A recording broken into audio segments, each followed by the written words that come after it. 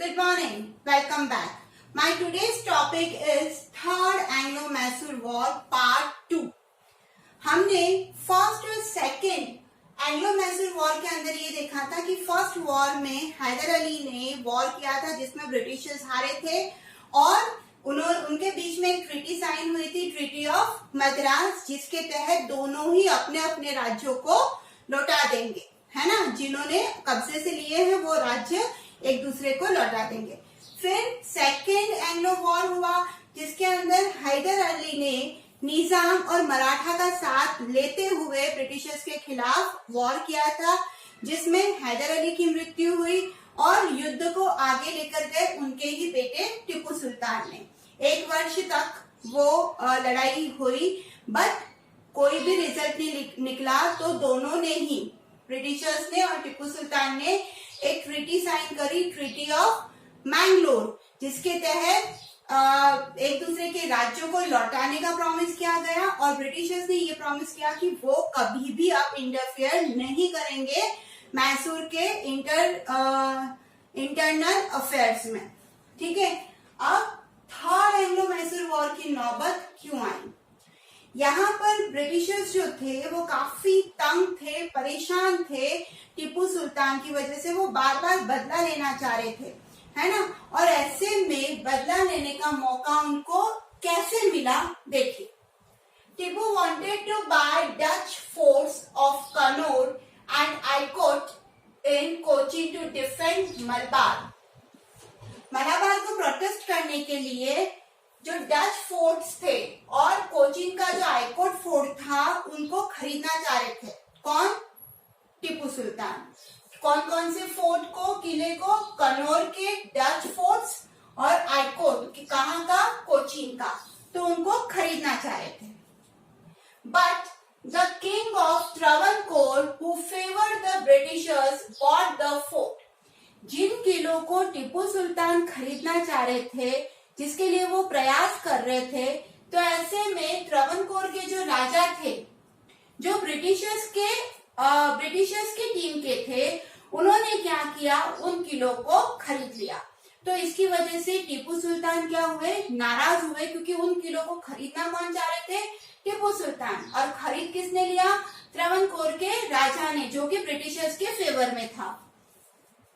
Due to विच, इस कारणवश जब वो नाराज हुए टीपू सुल्तान, ही अटैक त्रावणकोर। उन्होंने क्या किया? त्रावणकोर पे अटैक किया। अब त्रावणकोर का राजा, उनका फ्रेंड कौन? ब्रिटिशर्स। तो ब्रिटिशर्स ने त्रावणकोर का साथ दिया। Massive army of Cornwallis against Tipu, एक बहुत बड़ी आर्मी लेकर वहां के जनरल कॉर्नवालिस त्रावणकोर की मदद के लिए पहुंचे, जो कि टीपू के खिलाफ थे, है ना। टीपू की हार हुई इस युद्ध के अंदर, क्योंकि आर्मी बहुत बड़ी थी, त्रावणकोर की आर्मी भी थी और ब्रिटिशर्स के जो जनरल थे कॉर्नवालिस, वो भी बहुत मैसिव आर्मी लेकर आ गए। तो यहाँ टीपू को हार का सामना करना पड़ा। On 23 Feb 1792 CE, Tipu was forced to sign the Treaty of Srirangapatnam. अब 23 Feb को क्या हुआ कि मजबूरन टीपू को एक ट्रीटी साइन करनी पड़ी और उसका नाम क्या था? Treaty of Srirangapatnam. ठीक है, अब क्या था इस ट्रीटी के अंदर? जब कोई भी समझौता होता है तो कुछ न कुछ तो लेन देन होता ही होता है। तो इसमें क्या था?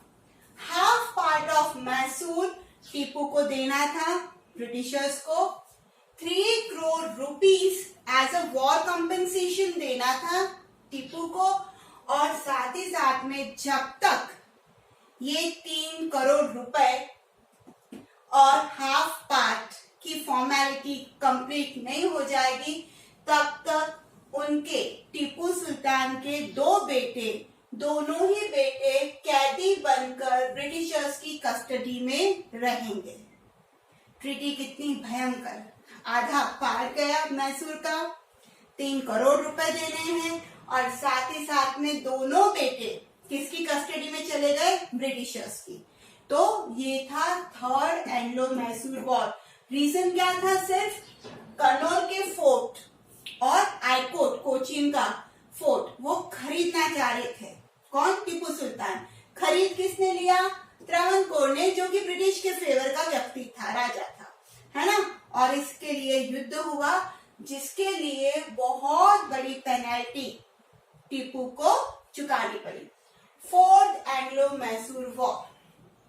अब हुआ ये, टीपू का राज भी आधा जा चुका था, पैसे भी जा चुके थे, बच्चे भी वहां पर थे। टीपू अंदर ही अंदर स्ट्रगल कर रहे थे कि किस तरीके से इन चीजों से वो ऊपर उठ के आए। ऐसे में एक नए गवर्नर जनरल आए, वेलेस्ली इंडिया।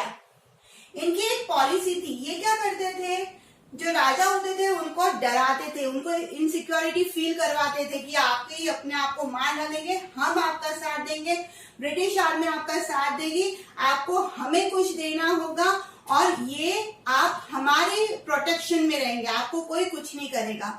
ठीक है, ऐसे कर करके वो राज्य को हड़पते थे।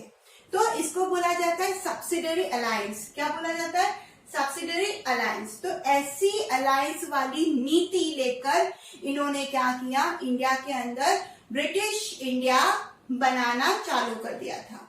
और इससे इनडायरेक्टली हम बोल सकते हैं तो एक तरीके से गुलामी ही हुई। ठीक है, तो यहाँ पर गवर्नर वेलेस्ली जब इंडिया आए और उन्होंने सब्सिडरी अलायंस की शुरुआत करी और करते करते बहुत सारे इंडिया के पार्ट को अपने ब्रिटिश एम्पायर के अंदर इंक्लूड करने लग गए। तो सेम पॉलिसी उन्होंने ऑफर करी टीपू सुल्तान को, जो कि सब कुछ हार चुके थे, थोड़ा बहुत राज्य उनके पास था, उनको पूरी तरीके से खत्म करने के लिए इन्होंने, वेलेस्ली ने क्या किया, ये जो ट्रीटी, ये जो सब्सिडरी अलायंस है वो टीपू सुल्तान को ऑफर करी। टीपू सुल्तान रिजेक्टेड। टीपू सुल्तान ने इस तरीके की गुलामी करना पसंद नहीं किया। In 1799 CE, Wellesley started a war.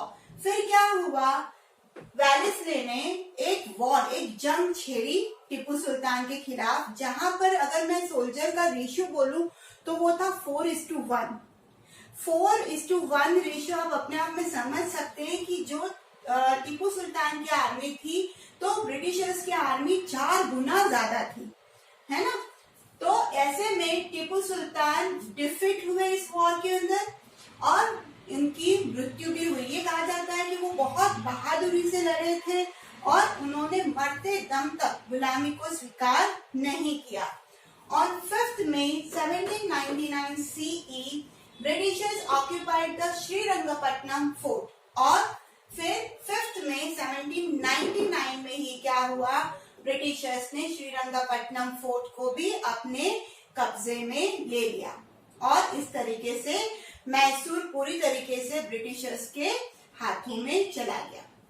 अब ये जो टॉपिक है, इससे रिलेटेड कुछ क्वेश्चंस मेरे video, YouTube video question related to Hyder Ali and Tipu Sultan में आपको मिलेंगे, जिसकी वजह से ये आपको लर्न करना और इजी हो जाएगा डेट सहित, है ना। छोटे छोटे क्वेश्चंस अगर आप लर्न करते हैं तो बड़े क्वेश्चंस के आंसर अपने आप रेडी होने लग जाते हैं। उन छोटे छोटे क्वेश्चन के आंसर को मिलाकर आप बड़ा आंसर लिख सकते हैं। तो आपके बेनिफिट के लिए आप इस वीडियो को देखिए, समझिए, लर्न करिए और फिर बड़े बड़े आंसर्स लिखिए। Thank you so much.